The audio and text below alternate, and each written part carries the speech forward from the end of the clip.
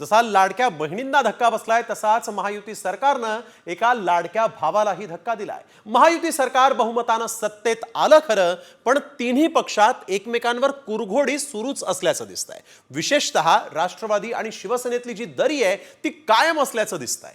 बजेटमध्ये देखील शिंदे सेनेच्या वाट्याला कमी निधी आला असून अजित पवारांची दादागिरी जी आहे ती ठळकपणे दिसून आली। कशी पाहूयात या रिपोर्टमध्ये। बजेट मध्ये शिंदे सेनेला ठेंगा। शिंदेच्या नगर विकासच्या 10,000 कोटींच्या निधीला कात्री।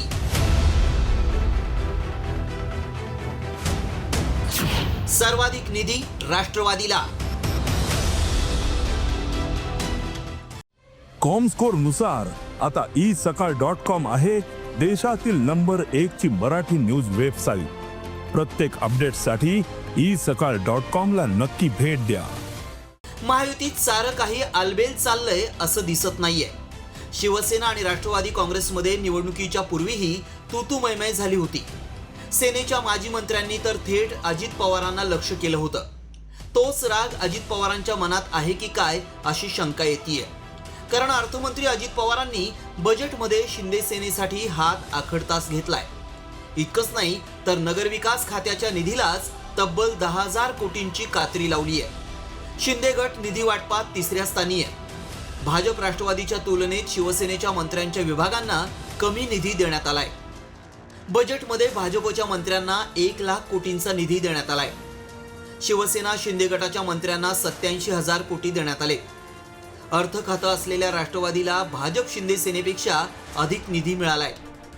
एकनाथ शिंदेंकडील नगरविकासचा 10,000 कोटींचा निधी कापण्यात आलाय। गृह खातं टॉपवर आहे। फडणवीसांकडील गृह विभागाला सर्वाधिक म्हणजे 44,506 कोटींचा निधी मिळालाय। बजेटमध्ये शिवसेनेला ठेंगा दाखवल्यामुळे विरोधकांनी शिंदेंना टोला लगावण्याची संधी सोडलेली नाही।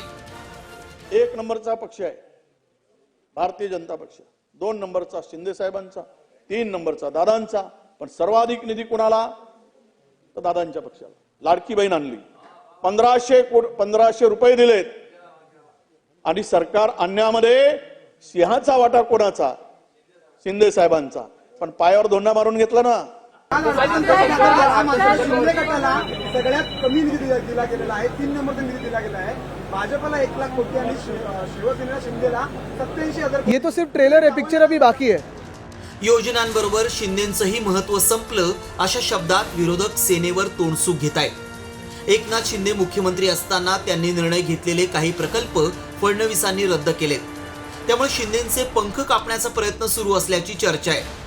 बजेटमध्येही शिंदे 3ऱ्या क्रमांकावर गेल्यानं शिंदेंची नाराजी आणखी वाढणार हे निश्चित। महायुतीतलं हे कोल्ड वॉर कोणत्या दिशेनं जाणार हे पाहणं आता महत्वाचं आहे।